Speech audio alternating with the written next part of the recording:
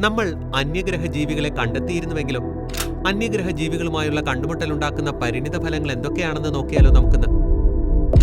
ഭൂമിക്ക് പുറത്ത് ബുദ്ധിമാന്മാരായ ജീവികളുണ്ടെന്ന് സങ്കല്പിച്ചു നോക്കൂ. ഇത് നമ്മുടെ ശാസ്ത്രബോധം വർദ്ധിപ്പിക്കുകയും ജീവന്റെയും സൃഷ്ടിയുടെയും വൈവിധ്യം സംബന്ധിച്ച് പുതിയ അറിവുകൾ നൽകുകയും ചെയ്യും. ആഗോള കാഴ്ചപ്പാടുകളിൽ മാറ്റം വരും.